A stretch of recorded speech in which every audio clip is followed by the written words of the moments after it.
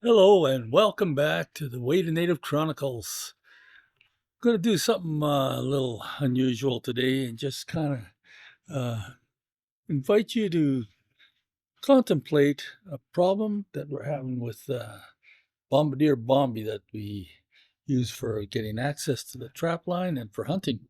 Now, many of you have probably seen the videos of this Bombi over the past year or so as we've been working on it and upgrading it. This is a vehicle that I obtained from my father after he passed away, and he handed it down to me.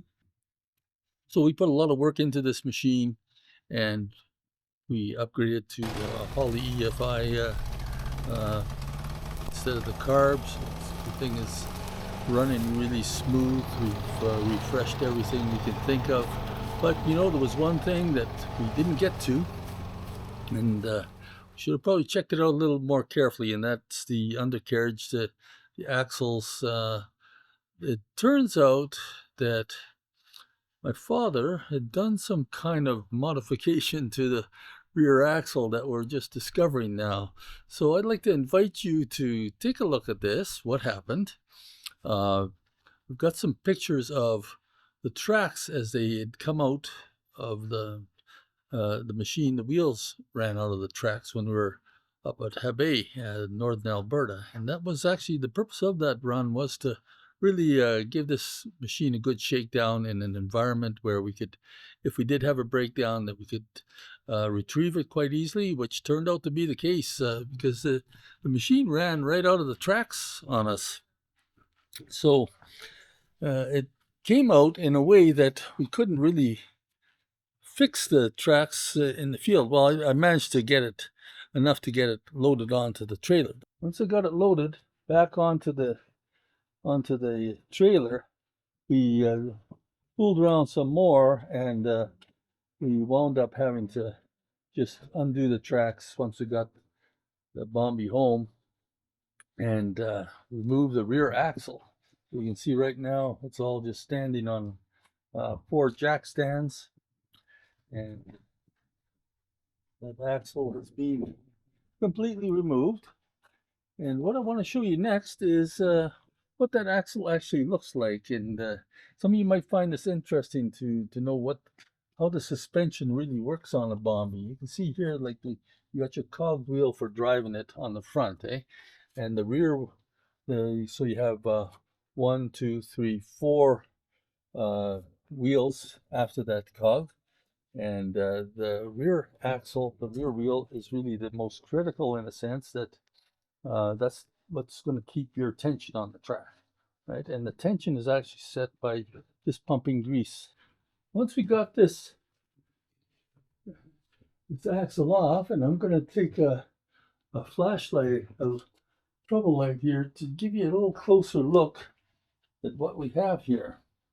So here is the axle removed from the machine. Now there's a bit of distortion to the lens on this camera, but I'll tell you that this wheel is pointed straight forward. And if we go back over to this side, this is the one that's actually on the right, the passenger side of the vehicle. You can see that is all towed in here, right? So what happened is the question. So go over here. This one is on. But then once we started looking at this, we began to realize that my father, it's probably my father, I doubt that it was done before him, because this is the kind of thing him and his buddies would do. But honestly, uh, this bar here, that's supposed to kind of you have an axle on the front, and then you have a torsion bar type of thing in that sleeve, and the whole thing is supposed to kind of rotate and give you some suspension. But they had some problems with this thing, I think, and maybe because they couldn't get the axle out or something like that, but they just decided to put a piece of steel plate and weld that right on to this block. Now this block actually came with the vehicle. That is original. Supposed to have a bolt in here that is missing now, but as you can see, something happened here, and that block shifted so that it's pointing to the right now, and that's making the whole wheel turn to the right.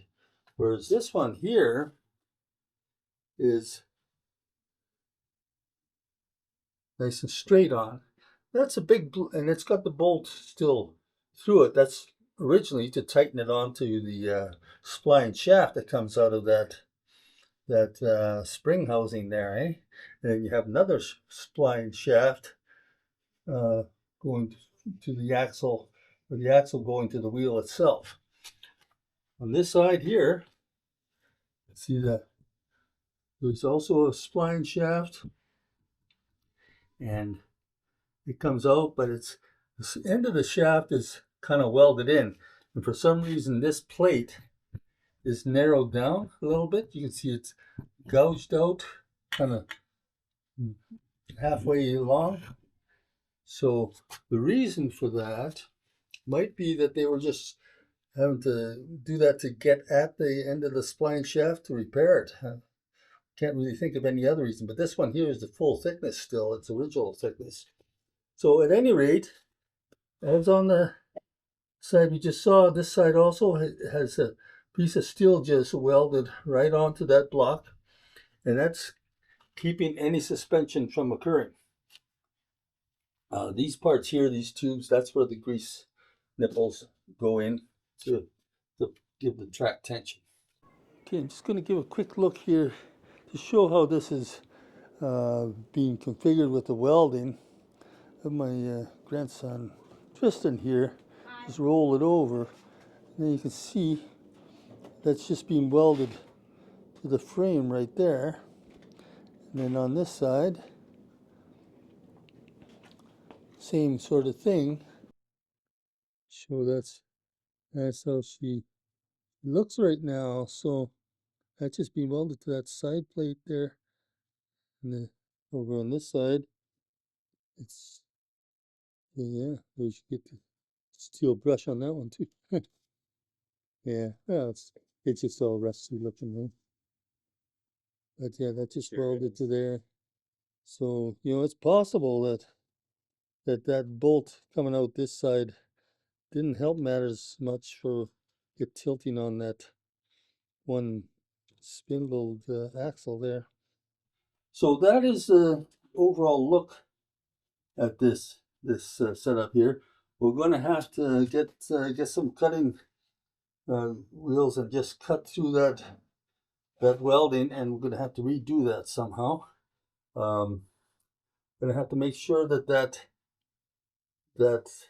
plate is sitting at 90 degrees through to the whole axle to get that wheel straight. And it might even have to come out a little bit, but the main thing is to get it straight, because as it is right now, there's no way that it's going to stay in the track. It just wants to walk out of the track when it's bent. So that's sort of the situation we have here now. Make of it what you will. We have no suspension on this machine now. The middle wheels do still have the original suspension, but it's that back axle that got welded in place. It actually seems to give quite a nice ride still, even without the suspension working on the rear wheels. Although, I mean, it's got to be harder on the hubs, right? But see, well, you got to just take it easy a little bit. So there's my wife in the background. She's scraping moose hide. We'll get this all figured out here, hopefully. And I don't think my wife is going to help me with the welding, but then I don't help her with the hide scraping either. So I guess we're even, right? So that's the story of the Bombi to this point. It's going to want to get it off these stands and get this thing mobile again. It was working so good for us. It's a bit frustrating that we have to have it standing still here for a while, but I think we're going to get this thing fixed. So we'll update you on the progress. But if you have any suggestions on this, I kind of doubt anybody has seen this done to the rear axle on a Bombi before. So, if you have some better ideas, we're thinking of on how to weld that up and how to straighten it out. Or if you have a source on a new rear axle setup for one of these things, I'd entertain that idea too. So, all kinds of possibilities on the table, but the main thing is to get this thing running again, because it's a machine that we really need. It's a type of machine that can get us into the trap line, especially in the summer and in the winter when there's snow. So we have quite a ways to go through some rough stuff to get to our trapping cabin. From the Way to Native Chronicles, I'll leave it here and wish you God bless and catch you next time.